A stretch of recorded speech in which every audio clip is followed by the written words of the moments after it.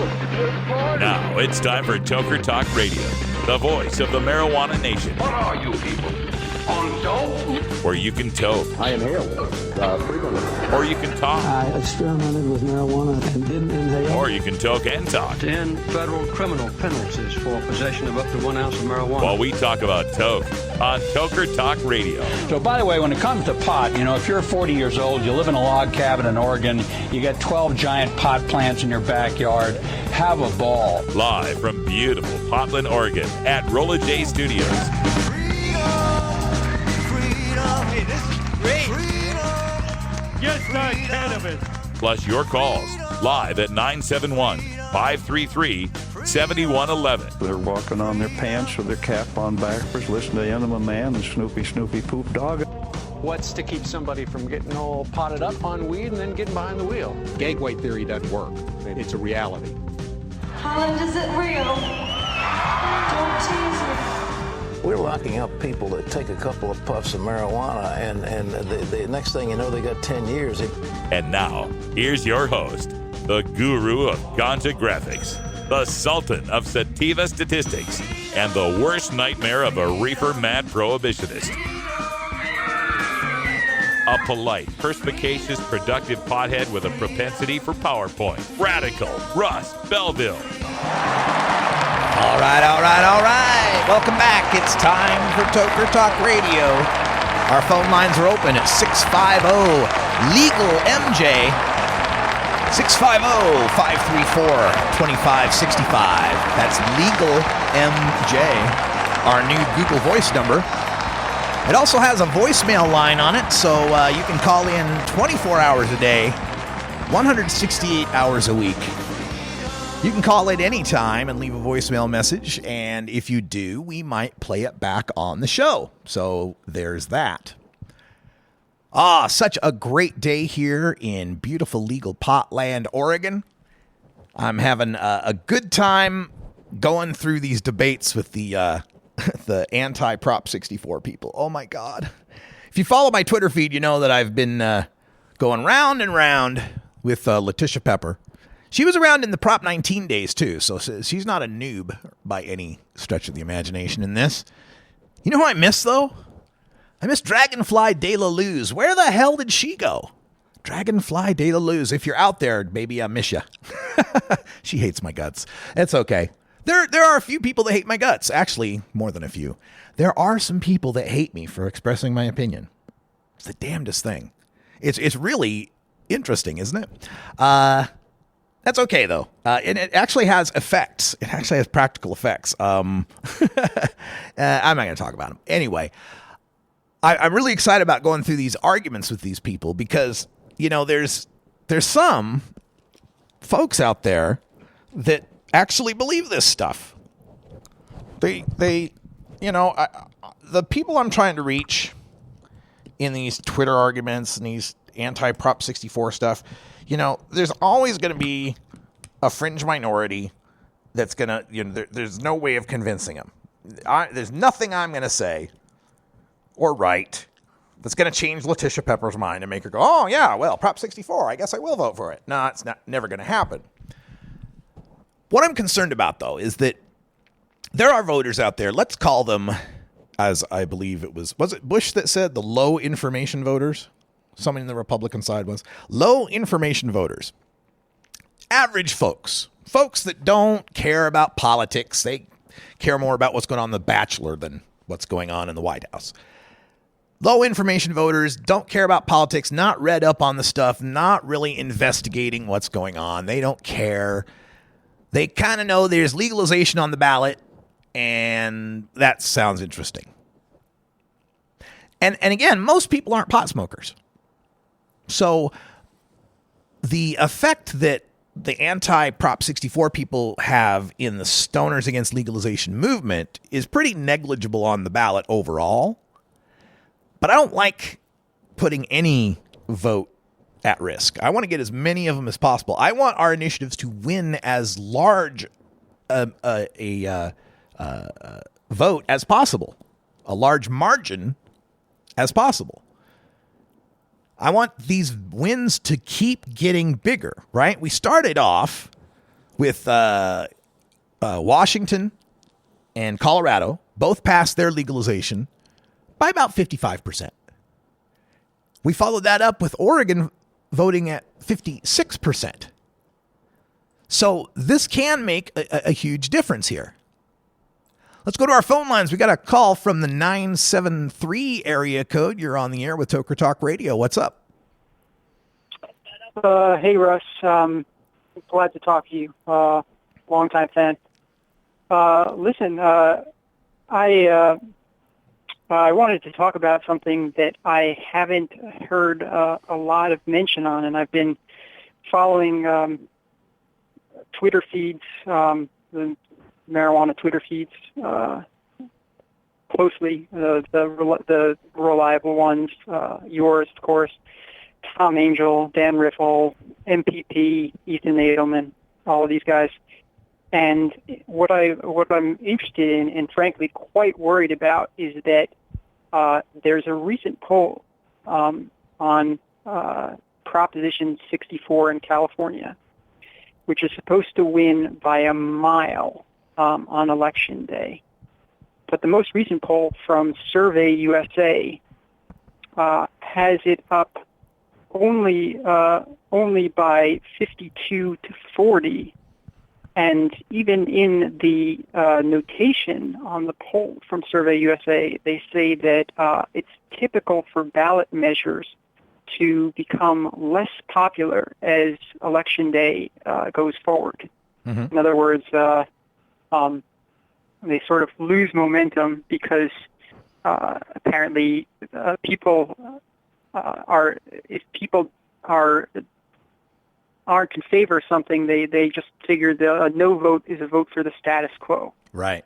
And California has a pretty good regime, pretty good medical, pretty good access, and so in any case, even though we're way up in the money race, so we're pro Prop 64 is outspending the other side by 60-1, and the Clinton campaign has California on lockdown. I'm really quite worried, especially given that this is 38 million voters, and it's California is obviously the sort of the cultural capital of the United States, and I just think that if we mess this up, it's just going to be devastating. Yeah. Well, yeah, especially, having lost Prop 19 in 2010 and then your very next follow-up to lose it again, it would be devastating. But maybe I can set your mind at ease a little bit. I don't know what the date is. Do you know the date on that Survey USA poll? Yeah. In fact, if you give me an email address, I'll email you a little Google link. But the data says that the data was collected September 8th to September 11th. In other words, okay. Yeah. That must be fresh. Must be fresh out of Survey USA. I'm radicalruss@gmail.com if you want to send me stuff.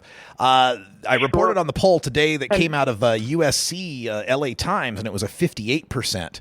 So if we're between 52 and 58, that's okay. I'd like it to be higher. When Prop 19 was, the September of 2010, it was polling around 55%, and then went down at 46.5%. So, yeah, you worry about this losing some support, but I think what augurs well in our direction is that now legalization exists somewhere, and they're going to keep hearing Colorado, Washington, Oregon. They're going to hear these sales figure numbers, how much tax money's coming in, and I think that'll help us from having too much support erode. Mm-hmm. Yeah, that's good. Also, what's very interesting is the crosstabs. I know you're a data nerd, and you'll check this out. Just extremely arresting to me was the so usually it's kind of monotonic by age, which means the younger you are, each younger cohort is more in favor than the next oldest cohort. In this case, there's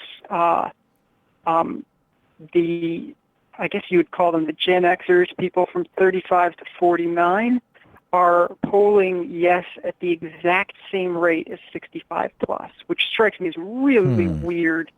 I've never seen a number like this, but I looked it up, and Survey USA has a pretty good, held in pretty good repute among pollsters. Oh, yeah. So I don't know if this is just one wonky outlier or what. Yeah, I'll have to take a look at that. I look forward to the link. If you'll send that to me at radicalruss@gmail, I'll dig into that in drug war data mining. That'd be fun.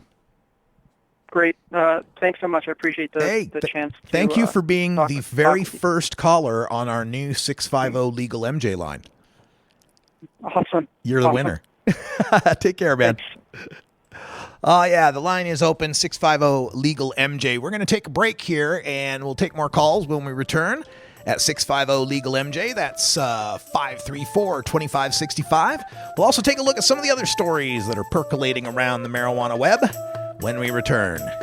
We're back in 2 minutes after we pay some of the bills. Stick around. This is Cannabis Radio. I'm Radical Russ in Portland, and we are live.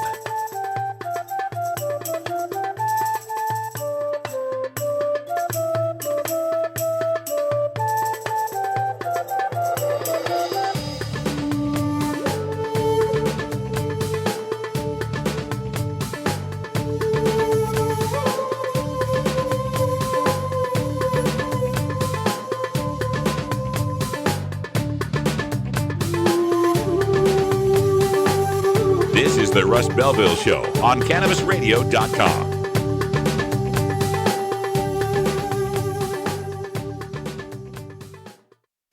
Every strain, every sale, every medical study. Keep it right here on the Cannabis Radio Network. Great websites today need expert web design and development and need to be e-commerce ready and mobile friendly. But building a marketable and profitable website can be an uphill climb. Ready to make your new website or replace your existing website? Think Orange as the new way to get in the black. Orange Hill Development works with Fortune 500 companies and offer the same top quality development service at a fraction of what other providers charge. Brands like Absolute, Carlsberg, and Nestea trust Orange Hill Development. Find out why you should trust your website with Orange Hill. Contact Orange Hill for a consultation today at orangehilldevelopment.com. Previously on the Stoner Jesus Show. Hello? Hey, are you the one that put the ad on Craigslist? It was in the personal section about, want to have a little good time tonight? No. Nothing about, any backdoor action? No. A little fifth base? You're not into that? No, and I suggest you don't fucking call my phone number, you fucking perverted bastard. Are you sure you're not the one on the Craigslist? You're talking dirty to me. Damn, she hung up. That was good. It was funny, though. The Stoner Jesus Show. Live Mondays, Wednesdays, and Fridays at 8 p.m. Eastern, 5 p.m. Pacific. Or find the Stoner Jesus Show podcast on demand at CannabisRadio.com and StonerJesus.net. Peace, bitches. The Russ Belville Show, providing dictionaries to drug czars since 2009. When you are starting up a medical cannabis business, you want a fired-up lawyer who understands the needs of cannabis consumers. The law office of Lauren Vasquez is your fired-up lawyer for the cannabis industry. Visit her website, fireduplawyer.com, or call 1-855-MMJ-LAWS for more information. That's 855-665-5297 for Lauren Vasquez, your fired-up lawyer, or email fireduplawyer@gmail.com.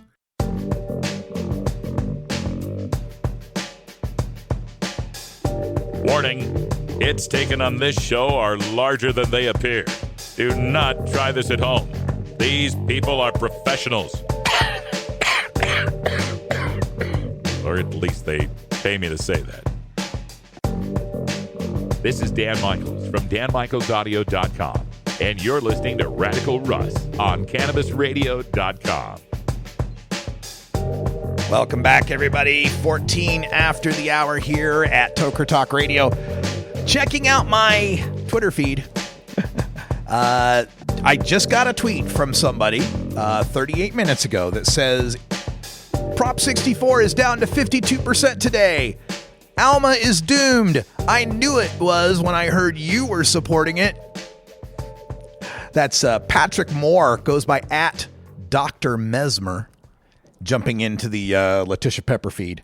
Yeah, and tweeted me 3 times in a 7-minute period to let me know that I'm about as radical as Reader's Digest and about as interesting, that my advertisers should be embarrassed to support me, and that everybody is bored with me.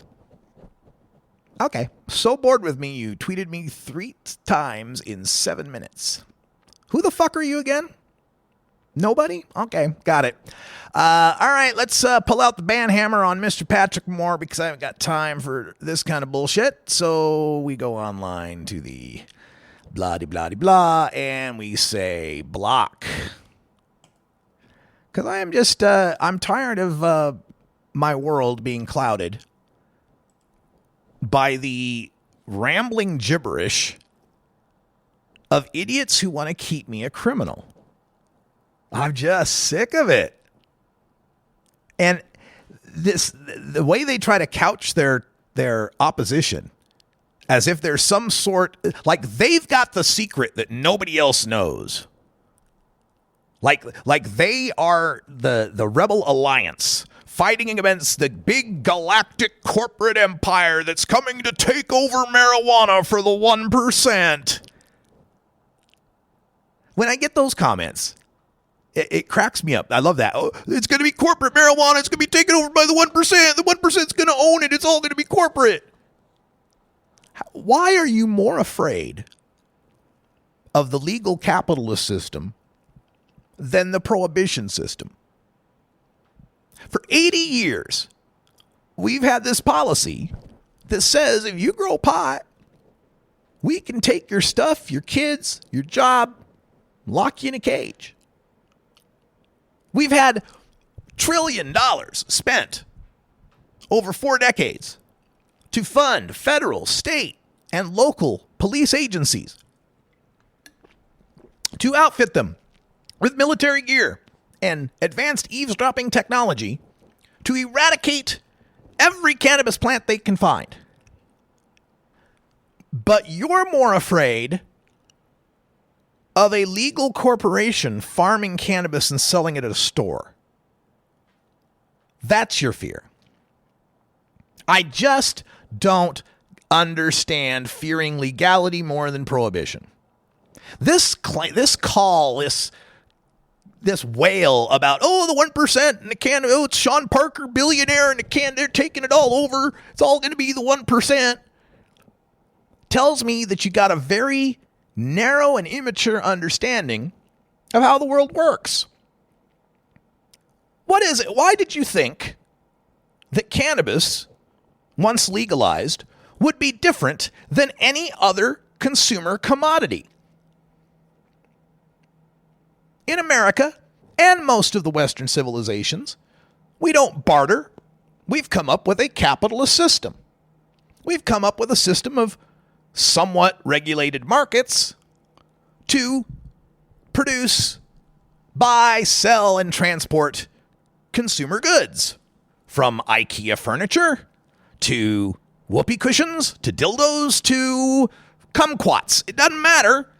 There is a market for it, and that market involves companies and corporations and stockholders and trades and money and profit and employees. And why was cannabis supposed to be any different? What's so magical about this plant that somehow there were never going to be corporations involved? I just don't get it. And to me, it's even more maddening because we already have the example to work off of in alcohol. Alcohol is corporate as hell. Alcohol is mega corporations. We're talking multinational conglomerates. InBev. They're huge. They brew billions and billions of cans of cheap-ass, watered-down Sex in a Canoe beer. You know why they call it Sex in a Canoe? Because it's pretty close to, it's fucking close to water. But we still have microbrews. We still have brew pubs. We still have brew your own home brews. Why is cannabis going to be any different than that? Blows my mind. Just don't understand. One major responsibility is to encourage people to use less drugs. But I'll tell you what the real reason is, the fear the 1% are taking over. What that really says is my gig of growing some plants on the sly, harvesting them and selling them for the same price as silver per pound, and then paying no taxes and filing no paperwork and having no regulations or inspections, that's coming to an end. That's what they really fear. Happy 420 Pacific Time Zone. We'll be right back. We have your smoking section right here. This is the Cannabis Radio Network. The next generation of vaporizers has arrived. Vuber vaporizers are blazing the way with unparalleled technology for oil, concentrate, or dry flower pens. Providing unsurpassed customer service and expert craftsmanship, Vuber vaporizers use cutting-edge technology, providing a power-packed, smoother vapor with a lifetime guarantee. Experience vaporizing the way it was meant to be. The Vuber way.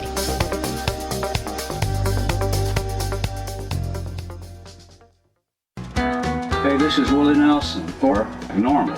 And I smoke pot and I like it a lot. I learned a long time ago that marijuana is a lot safer than alcohol. There's nothing wrong with the responsible use of marijuana by adults. It's time we stopped arresting and started respecting those who smoke marijuana responsibly. To learn what you can do to help, contact NORML at NORML.org or call toll-free 888-67-NORMAL.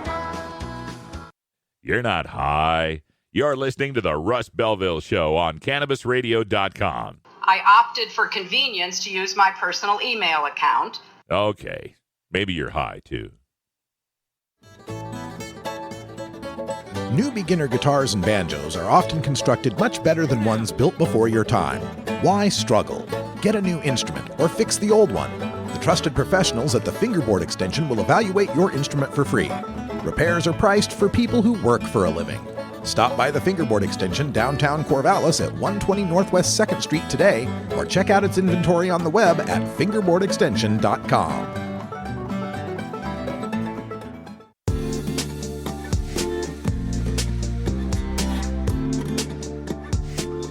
Most of us pirates, we go on vacation to North Dakota, you know, because they've got a town called Argusville. Arr, arr, arr. What are you smoking there, boy? This is Dan Michaels from danmichaelsaudio.com, and you're listening to Radical Russ on CannabisRadio.com. Welcome back, everyone. 23 after the hour. All right, checking out the polls. Tuesday, the poll was released. That's today. Oh, my God, I hate these websites. So let me just... News websites. Can I ask you two things, news websites? Number one, stop with the goddamn video that when you scroll down, it moves from the top of the screen and scrolls all the way to the bottom corner. Stop that. And number two, stop with that website template that if you click outside of the news story on either side, it takes you back to the main page. Stop that. All right. Griping over. So the poll I reported on today, the Prop 64 poll, USC Dorn's Life Los Angeles Times poll was released today, and it was the 58% support, 34% against. Now, we've got some of the stoners against legalization popping up into my feed that say, Proposition 64 support is falling. It's only 52% from Survey USA. So I go out to the Cannabist here, and their website indeed says 52% of California voters surveyed by Survey USA support Proposition 64, according to the Orange County Register. And it also notes the USC Dorn's Life poll at 58%. Now, the Survey USA poll, their question was, currently, medical marijuana is legal in California, but recreational marijuana is not. Proposition 64 would legalize and tax the recreational use of marijuana. Will you vote yes on Proposition 64, which would legalize the recreational use of marijuana by adults age 21 and older and which would license, regulate, and tax the marijuana industry? Or will you vote no on 64, which would keep the state laws as they are now? 52% yes, 40% no, and 8% undecided. So,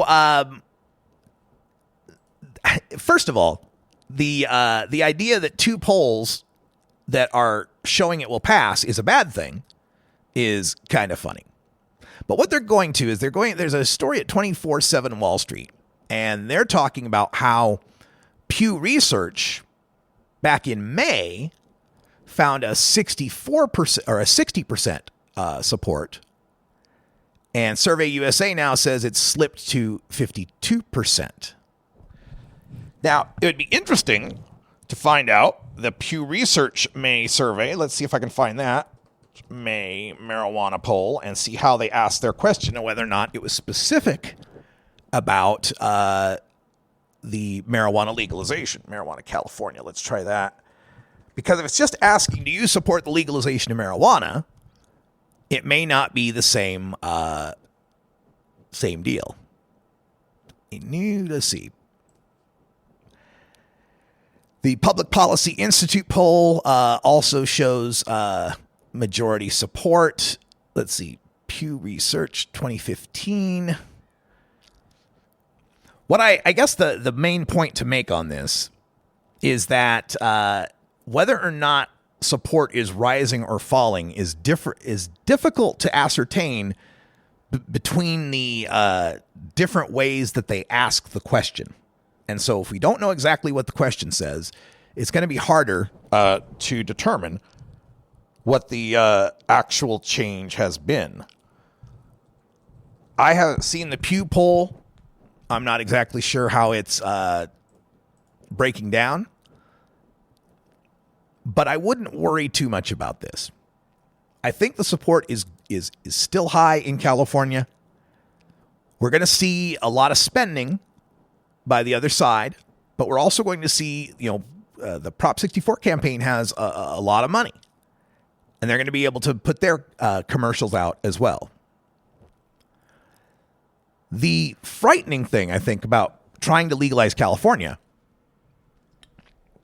is that the medical marijuana is so accessible that there are people out there in our community that figure there's no problem left to solve. What's the big deal? I go to my pot doc, I pay my $50, I get my card every year, and then I go to any number of dispensaries and I buy weed. What's the problem? And I think I'm coming up with a way to get through to some of these people, to convince them there's a problem. And I want to do it the same way that we attack our opposition, and that is in the pocketbook, in the wallet. Anytime you find some of these people online, these anti-Prop 64 people, first of all, you got to determine whether or not they're one of the true believers or whether or not they're one of the sheep, okay? Letitia Pepper, this Dr. Mesmer, whoever the hell he is, this Charles Wallace, whatever, all these guys have been arguing with on Twitter, Jeff Clark and so on, they're not going to change their mind. But some people out there, especially younger and again, low information type voters, are going to hear these things, and they have this natural tendency to conspiracy theorize and hate the man, anti-authority, the 1%, blah, blah, blah. So this argument that, hey, medical marijuana is great. It's not corporate. It's, it's lax. It's easy. Get your rec. You go buy your stuff. You're good. But this Prop 64, it's the man, and it's the 1%, and it's taxation, it's regulation, it's corporations, and it's evil, and it's the empire. Okay? So when you find someone with that mindset, what I like to do is to flip the script and show them how they're actually being played as suckers by these anti-Prop 64 people. And the quickest way to do that is to ask them, hey, where do you buy your pot? Oh, well, I go to Bob's Dispensary on Melrose or wherever the hell he goes. I don't know. Right. Whatever dispensary. Oh, okay. So what's a half ounce cost you there at Bob's? So you can get a top shelf half ounce of, say, Durban poison. What's your price there? Oh, well, in a half ounce Durban poison, I can get that for, $175. Really? Yeah, I just got some in Washington for $45. $45. I'm finding ounces of top shelf around this Pacific Northwest. Ounces for $100 to $150. Good quality marijuana no greater than $2.50 an ounce. Hovering around $200, $175, those kind of prices. So you want to tell me how great this medical marijuana is when you're paying $300 an ounce, $325 an ounce? You want to tell me the 1%, the corporations are going to ruin everything when I can currently walk into a weed shop in 2 different states here in the Pacific Northwest where it's taxed and it's regulated. In Washington State, overtaxed all the way up to 37%, for God's sake, and still come out with marijuana as good or better than what you're getting in California in the medical market at far cheaper prices. Tell me how that's screwing me over. Tell me how you're not being screwed over right now. Tell me why I'm fearing the man and the 1% when you're still beholden to the grower and the dealer,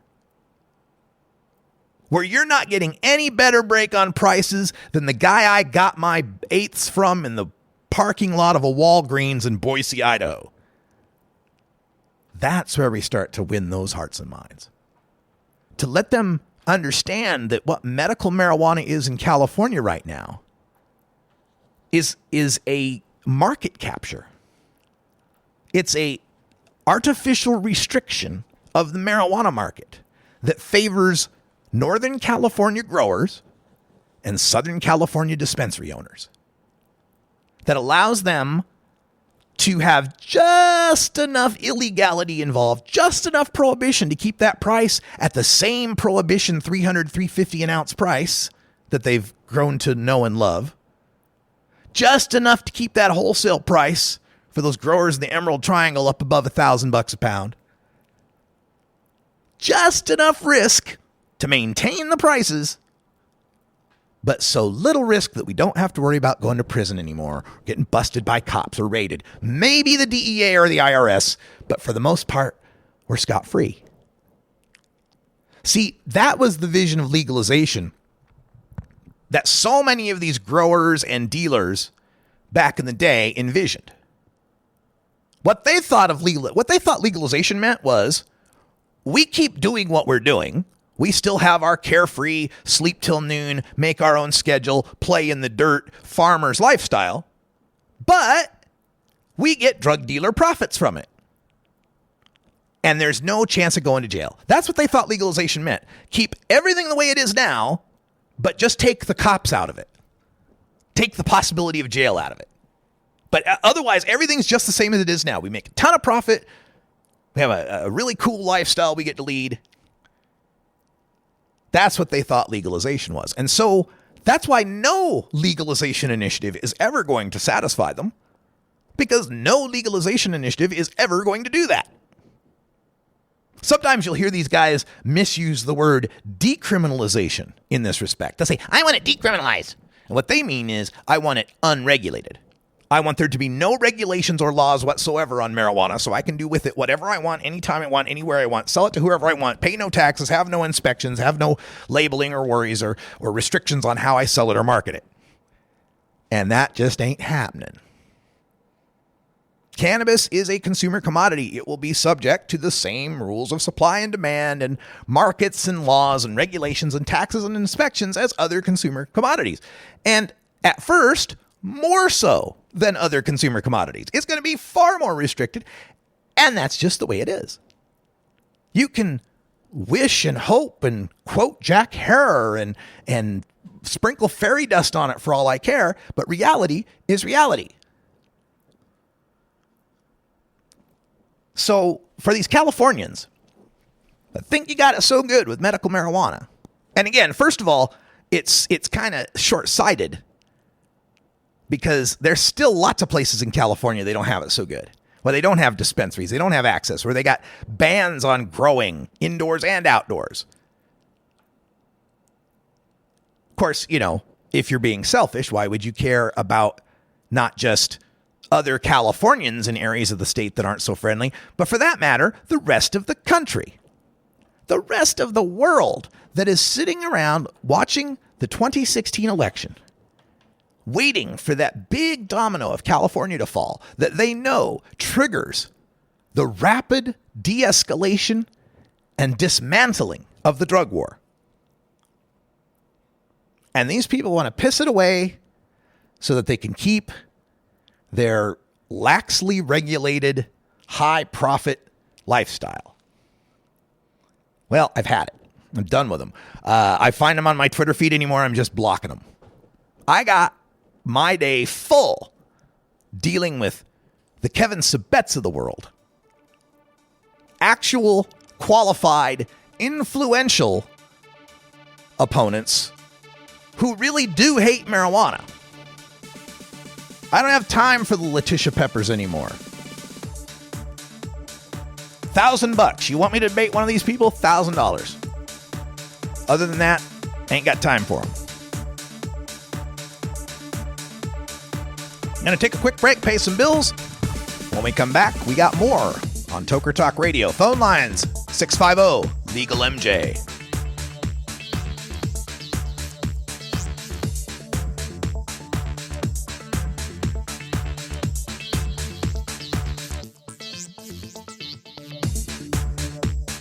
This is the Russ Belville Show on CannabisRadio.com.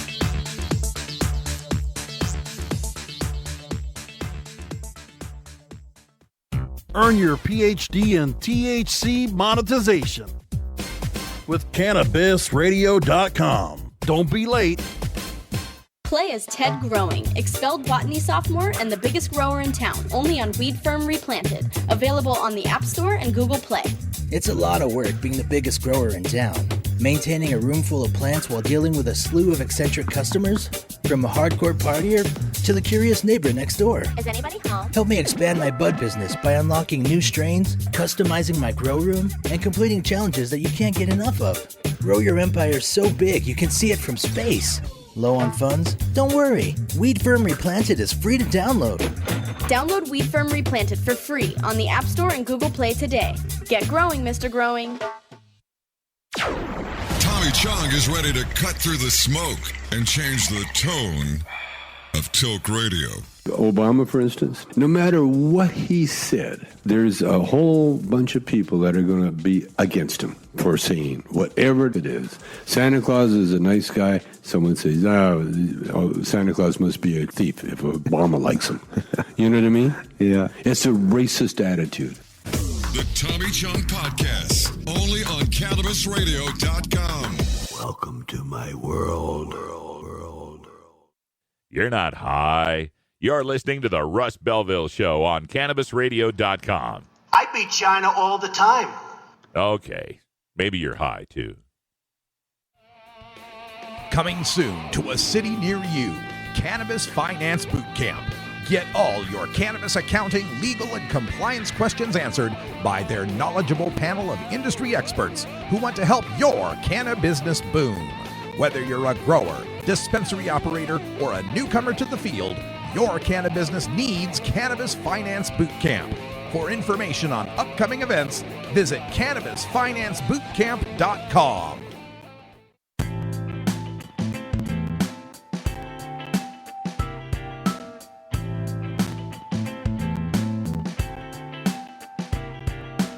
And blue blasten Gergen Pfaffen der Blasten Schnurb Norben. You're tuned into the Russ Belville Show, the voice of the marijuana nation, only on CannabisRadio.com. Welcome back, everybody. It is 39 after the hour. And it's just funny, the stoners against legalization, cheering that a legalization plan might fail. What do you do with them, right? Well, I have some suggestions. And this is I kind of carry this over from the No on I-502 days. And I made this pledge that I challenged them to sign. The No on I-502 pledge. I challenged them to sign it, and what it was a pledge that said, due to my overwhelming objection to Initiative 502 legalizing marijuana in Washington state, I hereby pledge I will never accept any work from an I-502 store. I will never purchase a product, at an I-502 store, I will have nothing to do with the benefits that are reaped from the legalization of marijuana. I will continue to buy my weed medically or on the black market. I won't shop at the stores. I won't work at the stores. I won't work as a grower, etc., etc., etc. That was the pledge, basically. I'm paraphrasing. The idea was, all right, put your money where your mouth is. If you think I-502 is such an awful, terrible, heretical piece of shit, then pledge that you will not work in that industry. I'm going to issue the same challenge to all these no on Prop 64 people in California, to the no on Prop 2, Marijuana Consumers Against Fake Marijuana Legalization of Marijuana in Arizona Marijuana Club, whatever they're called. Same challenge to you guys. If there's any of you left out in the East Coast, whoever you are, if you are a pot smoker and you intend to continue smoking pot, and you are actively campaigning on social media to reject the legalization of marijuana that's on your ballot, then you need to pledge, you need to put your money where your mouth is and tell us all that you will not work in that industry. You will not shop at those shops. Yeah, that's the reaction I usually get. Crickets, nothing. They ain't going to sign that pledge. They're going to be one of the ones that's standing in the fucking line when the newspaper and the radio reporters are there to see the first sales ever at a legal shop. They'll be one of the ones in line. And I'm not just guessing on this. I actually know this for a fact. Some of my longtime listeners will know that I have one of my haters out there was a writer by the name of Steve Elliott. He's still around. Of course, he got fired from his Village Voice job and his Toker the Town gig, and he now writes a different blog that is less successful, seeing as it has no major backing to prop him up in his plagiarism. But anyway, this guy hates me. He calls me Rectal Russ, by the way. That's his name for me. You know, I could reciprocate and call him Steve Smelliot or something, but I don't need to. Anyway, this guy hates my guts and has written lots of anti-stuff about me and posted all sorts of cute photoshopped, memes about me and so forth. Hates my guts. And he was one of the ones I issued the challenge to back in 2012. Like, all right, Steve, you hate this so bad. You hate this so much. You got to pledge you will not take a cent from any of the I-502 benefits. Well, guess what? Guess who's writing paid columns, paid reports, whatever you want to call them, for one of the leading I-502 pot shops in Seattle, Washington, Uncle Ike's? You guessed it. You guessed it. Steve Elliott. So I-502 apparently sucks. It's going to hurt the patients. It's going to cause $600 ounces and a mass increase in DUIs and destroy medical marijuana. But Steve Elliott's cool with taking money from an I-502 store. Nothing wrong with that, right? Yeah, this is a pledge that you're not going to find many of them taking anytime soon. The passage of Prop 64 in California this year is not a ballot initiative to just legalize marijuana in California. What Prop 64 is a worldwide referendum on what we've done so far in the 4 states that have legalized marijuana. 2012, Washington and Colorado, oh my God, we legalized pot. 2014, Oregon and Alaska, oh my God, it wasn't a fluke. This time around, this third time around, now 2015, of course, Ohio being kind of an outlier because of its radically different style or language in its initiative. But California's initiative, Prop 64, is not that unlike the legalization that already exists in 4 other states. In fact, it improves upon it. I mean, unlike Washington, it's got home grow. It's got some protections against banning of grows that some of the other states don't have. There's a lot good in this Prop 64. And it's pretty much, what the reality on the ground will be for the cannabis consumer after Prop 64 passes is pretty much the same reality that cannabis consumers in Oregon, Washington, Alaska, and Colorado live under. Not so much Washington because, again, they don't have home grow. But, again, most people don't grow. So for the vast majority of cannabis consumers, not getting busted for your ounce and being able to shop at a pot shop is pretty much going to satisfy 95% of us, I'd think. California's not too different. So this third major election season around, California is a referendum on, is what we're doing in these 4 states the right way to keep moving forward? There's only going to be one of 2 headlines regarding Prop 64 on November 9th. California passes legalization, or California rejects legalization again. Those are the 2 headlines. We can reword them in a bunch of different ways, but those are it.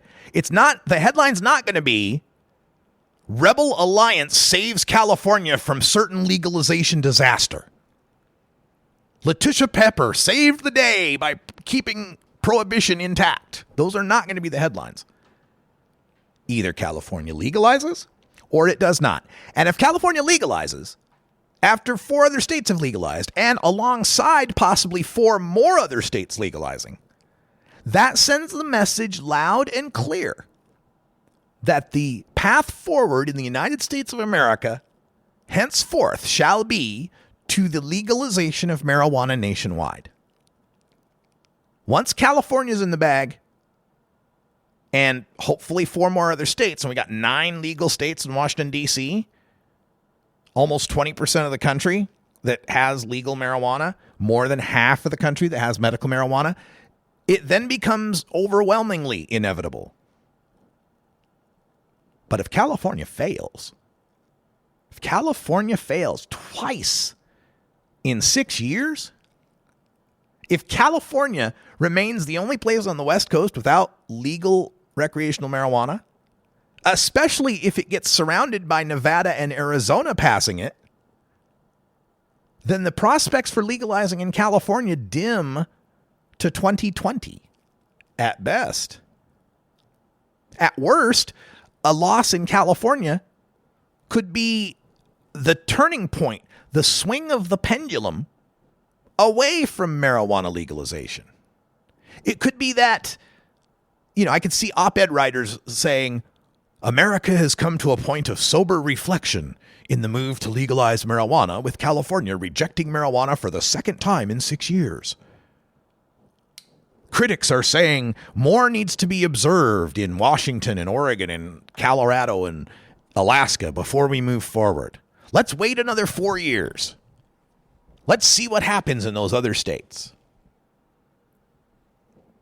And what could happen in those other states? Tax revenues could level off. We could finally reach the point where the market's saturated and everybody's getting what they want. And we're not seeing stories of new record windfall and new record tax revenue coming in. We'll continue to get more bad stories, probably anecdotes of somebody wrecking their car high on weed, or some parent leaving their kid in a hot car on a summer day after they'd smoked weed, or all these little scare stories that by themselves are little tiny things, but they lead to a death by 1,000 cuts in the public perception of what marijuana legalization is. So far, the media have covered all of the revolutionary aspects of legalization, how it's created jobs and tax revenue and new businesses and all that. But over time, that story is going to fade. The first few states that legalize, the first few times there's the first legal sale, and the first few times there's a report of tax revenue, it's interesting. By 2018, nobody's going to care. It's going to be another weed story. It's just going to fall to the back pages.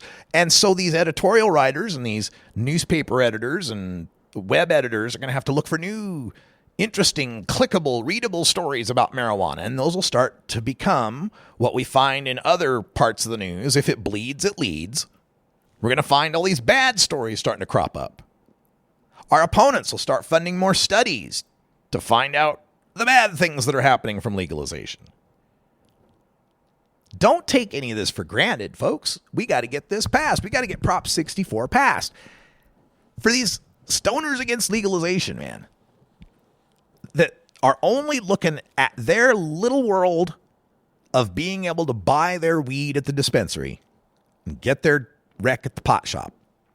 Not looking to the rest of California where that's not necessarily the case, and not looking to the rest of the United States where most of it that isn't the case, and not looking to the rest of the world where there's places where they still kill people, execute them for growing and selling marijuana.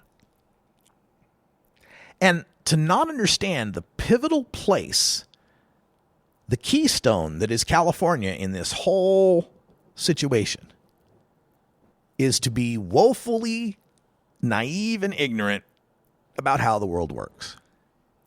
California legalizing sends a message not just to the rest of the United States, but the entire world. The entire world consumes California culture. From the movies to the celebrities, the paparazzi, the music. When California passes marijuana legalization, we begin the rapid end of this drug war. And I mean the whole drug war, not just marijuana. Marijuana is the grist for the drug war mill. Half of the arrests on the war on drugs are marijuana. Most of the seizures in asset forfeiture that have to do with drugs have to do with marijuana. There's just not enough. The cost-benefit analysis of going after the hard drugs doesn't work out so well. For one, the people that are problematic hard drug users tend to have less assets to seize, and they don't work as well as prison workers. There's just not enough profit going after them. And most of the manufacture of these other drugs is happening in other countries where it's even more difficult to go after the kingpins. Yes, legalize California with Prop 64 this year, and we begin the end of the drug war, no question. All right, stay tuned. We'll wrap things up live from Portland when we come back. This is the Russ Belville Show on CannabisRadio.com.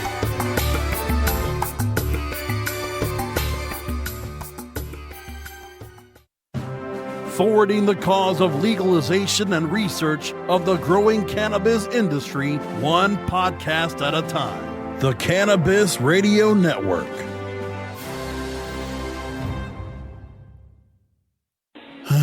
Cash? Sorry. I don't carry around cash, and I don't want to use the ATM and pay surcharges. You don't need to carry cash. Haven't you heard about PayQuick? Okay, tell me about PayQuick. It's the safe and easy way to pay. It works just like your debit card to securely pay for your purchase, and it gives you rewards points every time you use it. Nice. PayQuick, the safe and easy way to pay. PayQuick.com. Hi, I'm Montel Williams. Most of you know me as a talk show host, but I'm also an author, actor, single father of 4, avid snowboarder, and I'm also a medical marijuana patient. Living with multiple sclerosis, I'm in pain every day. Medical marijuana is my last resort, and it helps me when all other drugs have failed. If you'd like more information about medical marijuana, you can contact the Marijuana Policy Project at mpp.org or call 1-877-JOIN-MPP. You can find Radical Russ online everywhere. Gmail, Facebook, Twitter, Instagram, Pinterest, YouTube, SoundCloud, Snapchat, LinkedIn, and Boise State University's 2400 baud modem bulletin board system from 1985. Hey everybody, it's Radical Russ here from 420 Radio, inviting you to be like me and get your ink done at Lucky Horseshoe Tattoo, Fort Worth's most female-friendly, clean, sterile, awesome tattoo shop. Thomas and his crew are true artists who can design you a custom piece or use a design you bring in. Lucky Horseshoe Tattoo also offers all styles of tattooing as well as piercings and all-around fun. In the DFW area, stop by Lucky Horseshoe Tattoo and tell them Radical Russ sent you. Trust me, it'll feel awesome.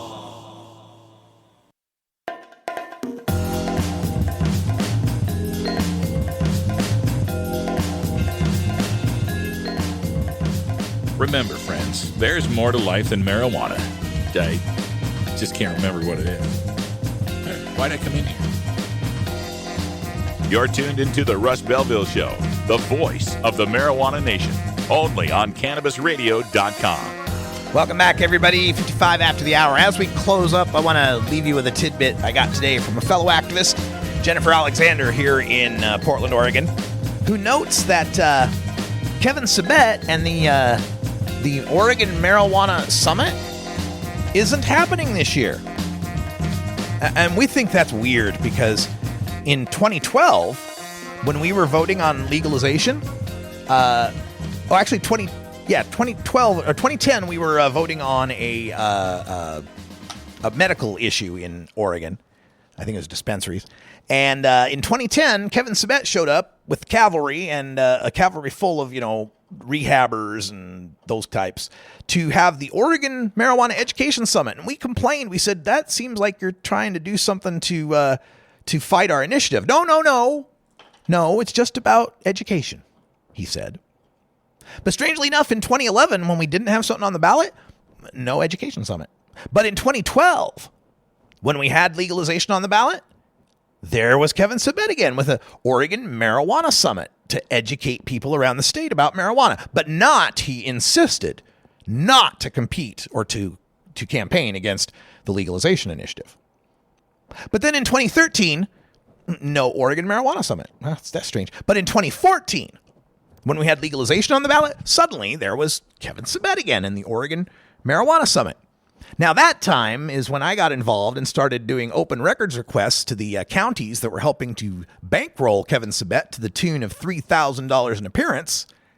And we found they were using their state drug education funds for that, which was in violation of Oregon's anti-electioneering laws about campaigning against initiatives with state money. And we got him to cancel half the tour. Well, he didn't show up in 2015, and for some reason he's not showing up in 2016. I guess marijuana education only needs to happen when it's on the ballot. And to prove that, apparently he's set up some gig in California. I got a friend on Twitter who's filling me in on it. But the Kevin Sabet anti-marijuana shit show is on his way to California. If you want some help on trying to get the open records on that kind of stuff, he did the same thing in Arizona, too. Email me, radicalruss@gmail.com, and I'll help you out. That's all the time we got for today. Thanks for joining us. And remember, on Friday, our special guest is Minnesota Governor Jesse Ventura, ex-governor. I'm Radical Russ. Until next time, take care of each other, tokers.